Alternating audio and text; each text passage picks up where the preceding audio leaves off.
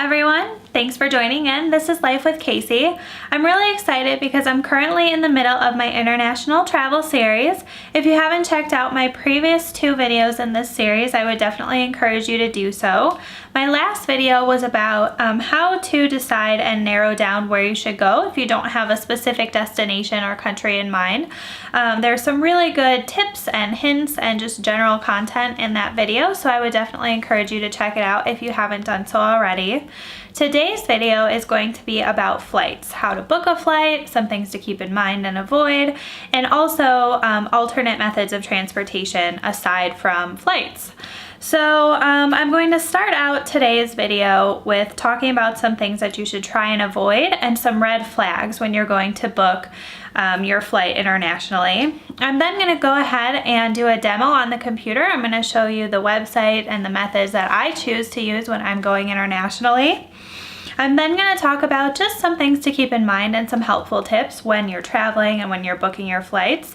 And last, I'm going to talk about some alternate methods of transportation aside from air travel. Now, maybe you already know some stuff about booking flights internationally, or maybe you've gotten some advice from other people, and that's really great. You may be asking yourself, why should you listen to me, or what could I possibly have to say? I'm hoping that there's a lot of content in here that is helpful, things that you haven't heard or haven't thought about before. I have been abroad now, I think 15 times total, to a total of 10 countries internationally. So I'm not the world's most experienced traveler. I haven't been all over the world, but I have gone abroad quite a few times, and I definitely don't want to pay more than I need to. I definitely don't want stress or any hectic trips, and so I have come up with all of these talking points just based on my own experiences. I've found the website that I'm going to show you in the demo just based on trial and error, where I've had the most success and the best experience. So I hope that everything that I've learned, all the experience that I've gained in my travels abroad can help you and maybe save you some stress, make you think about things you might not have thought about before, so you can avoid some unexpected problems or some unexpected stress, and just have the best trip ever. As you probably know or have thought about, the flight is oftentimes the most important, expensive, and stressful part of booking the trip. When you go abroad, sometimes the price point can't really be negotiated. Going abroad is pretty expensive, and it's generally going to be more expensive to purchase a ticket internationally than it is to purchase a ticket domestically. But it is important that you leave yourself enough time to monitor the flights before you book them, and then book them far enough in advance. This will save you a lot financially, and also hopefully a lot of stress in the end. The reason that I say that it's important to leave enough time to monitor the flights, if you have a trip coming up and you want to go book your flights and it's a month in advance, you have not left yourself any time to monitor the flights, see what a normal price is, what a high price is, what a low price is, and so you'll probably have to just pay whatever the price is. So if you're not going to be leaving for your trip for about 6 to 8 months, I would definitely leave at least a month, maybe even 2, to start monitoring the prices. You can go on every day if you're really dedicated, or if not, maybe 3 or 4 times a week on different days, different times. Try and get an idea for what a normal price is, and then you'll be able to see the fluctuation. You'll be able to see when it goes up. You'll be able to see when it goes down, and hopefully, if you leave yourself enough time, you'll be able to capitalize on a price dip, and then that would be the best time for you to buy the ticket. I also encourage you to leave enough time to monitor and book your trip, just because you really can't book anything else. The flight generally is the first thing that you book.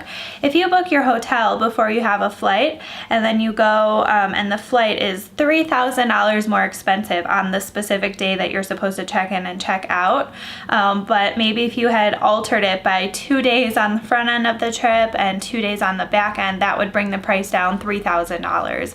You know, you don't want to be locked into a hotel or an activity or something before you have the flights, because the flights are so variable and the prices go up and down so quickly that I definitely think this should be the first thing that you book, and you want to give yourself enough time to book it, and then after you've booked the flights, book everything else on the trip. So sometimes people have asked me, when is the best time to start looking? When should I have the tickets purchased by? I don't have an exact answer for this, but I would say definitely if you haven't bought or started monitoring your tickets by about 6 months before you're going to go abroad, you would definitely probably want to start looking at it now.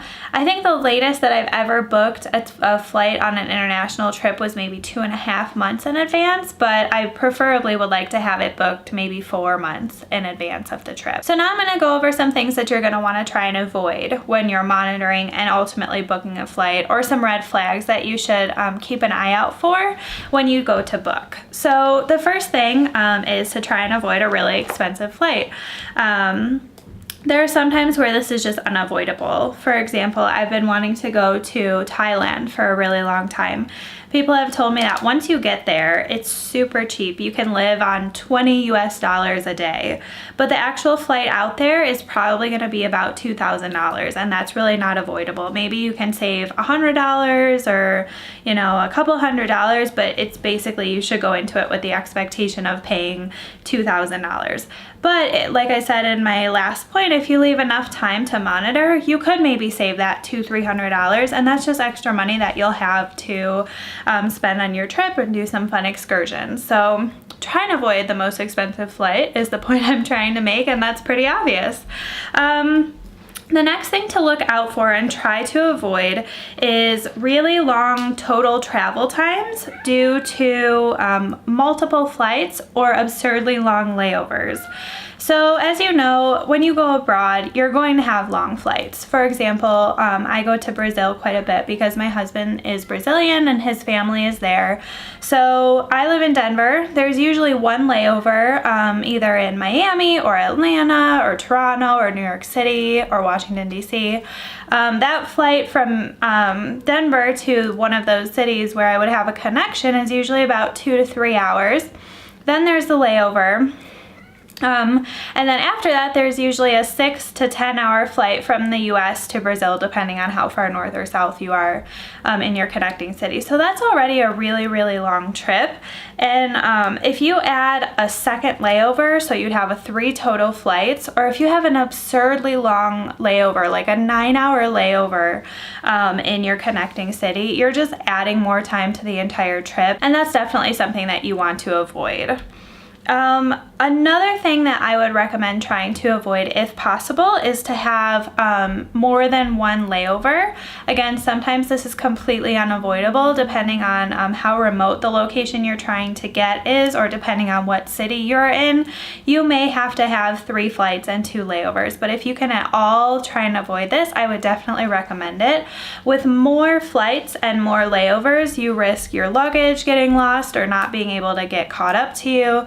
You risk, if there's a weather delay or some sort of delay in one city or another, you risk missing your connecting flight and then getting stranded in the city that you're currently in and having to figure that out. So the more flights, the more layovers, the more complication, the more stress, and ultimately the higher the total travel time will be, which is just not desirable or a good experience for anyone.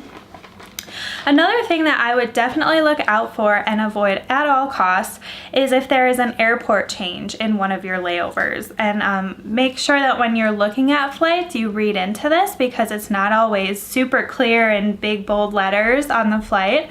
Sometimes it'll just have a little note in the corner, airport change. This is an example of this is if we were going to Europe, let's say from Denver, and we had a connection in New York City, but the flight from Denver to New York City gets in at JFK, and then the flight from New York City to Europe leaves out of the Newark airport, which is right outside of New York City. This is very undesirable because you will have to get from one airport, in this case JFK, to the other airport at your own expense. And then also, depending on the time of your layover, you could be cutting it really close, because normally if you're flying into and out of the same airport, you just have to go to a different gate, maybe a different terminal. It takes 30 minutes. If you have to go from one airport to another, you have to get your bag from baggage claim and then get transportation from one airport to the next. And then ultimately you're going to have to go through security and recheck your bag all over again. And if you only have a 2.5 hour layover, that's probably not going to be enough time and you'll end up missing your flight. So I would very much recommend avoiding this at all costs, even if you have to spend $100 to $200 extra on the price of your ticket to get a flight that doesn't have an airport change.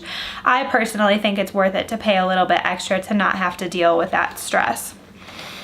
The last thing that I'm going to say to look out for when you're booking your flight and avoid, if at all possible, is inconvenient departure and arrival times. What I mean by this is my example of going to Brazil from Denver. On a good day, the travel time will probably be around 14 to 15 hours. If you have a longer layover, it can get closer to 18 to 20. But let's say the departure time from Denver is 3 in the morning. The flight leaves here at 3. I'm probably not going to go to bed that night because by the time I would have to get up and get ready and get to the airport and check my bag and check in, it just wouldn't even make sense to go to bed that night.